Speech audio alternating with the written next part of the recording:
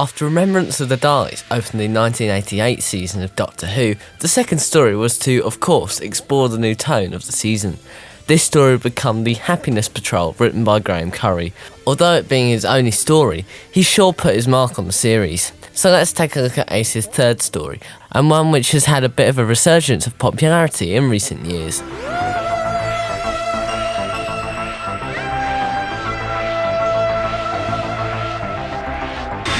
As mentioned in the previous two videos, I think openings of stories are very important, and this one is so brilliant, with Silas P tricking a woman which leads to her death. The dialogue is absolutely flawless here, often rather morbid but wonderful. It's a pity Curry didn't write any more Doctor Who stories. Soon after the TARDIS lands, the Happiness Patrol come around and paint the TARDIS pink. I love it. The TARDIS looks so good when it's pink, and I like the Doctor's little exchange with Ace when they see it. Around here we meet Helen A, played by Sheila Hancock. She is one of the two main villains of the piece, both of which are brilliant, but more on the second later.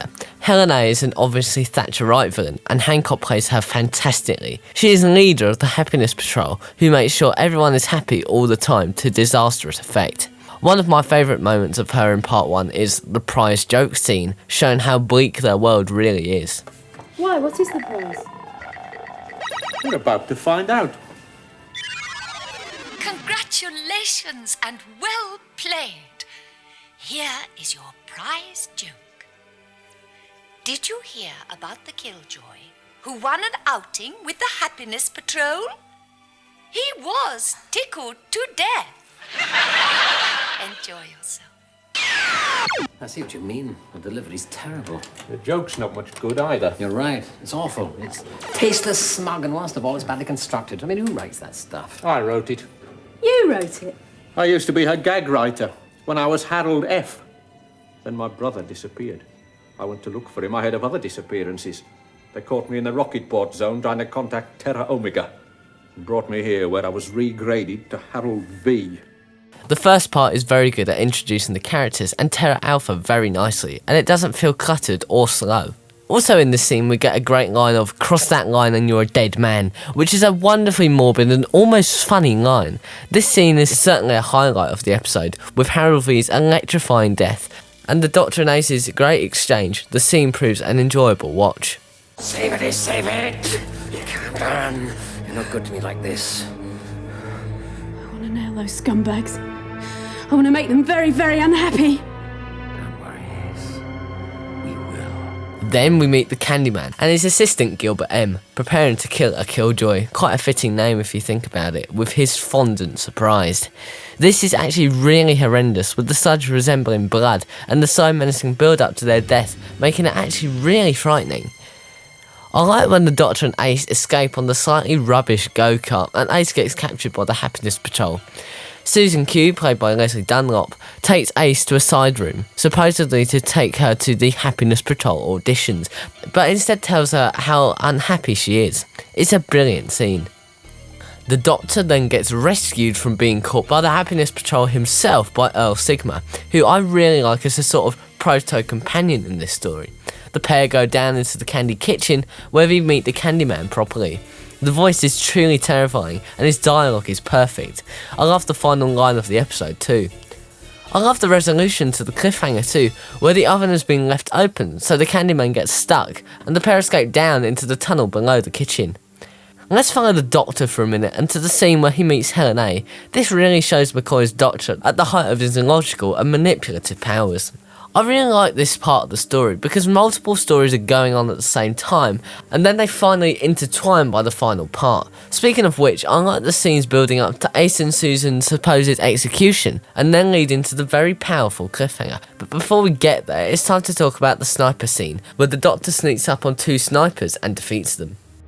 Hello. We're back. We'll use the gun. Yes, I imagine he will. You like guns, don't you? This is a specialised weapon. It's designed for roof duty, designed for long range. I've never used one up close before. Let him go. No! No. In fact, let him come a little closer. So you are. Why? Scared? Why should you be scared? You're the one with the gun. That's right. And you like guns, don't you? He'll kill you. Of course he will. That's what guns are for. Pull a trigger, end a life. Simple, isn't it? Yes. Makes sense, doesn't it? Yes. A life killing life. Who are you? Shut up. Why don't you do it then? Look me in the eye. Pull the trigger. End my life. No, Why not? I can't. Why not? I don't know. You don't, do you? Throw away your gun.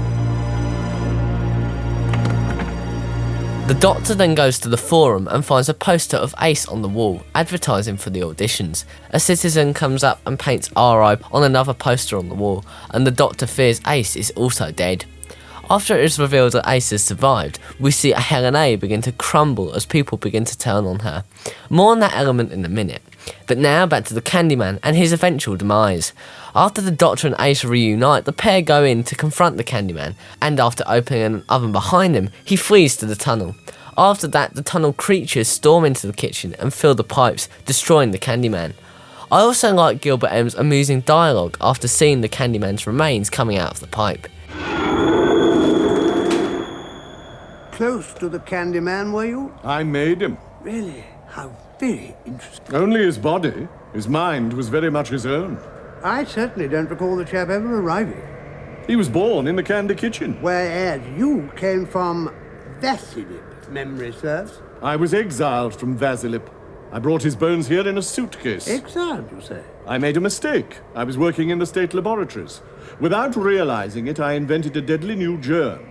The disease wiped out nearly half the population. Still, hardly your fault. Can't you just pack him up and start again? Not this time. He's better off this way. The Candyman's gone. Gilbert and Joseph C., Helena's husband, then take Helena's shuttle and leave her behind. After the Killjoys take over, Helena tries to escape through the tunnel but runs into the Doctor and Ace, and also her pet Fifi, dead on the ground. After this very powerful moment, Sigmar and Susan Q make their goodbyes and leave as the Doctor and Ace finish painting up the TARDIS.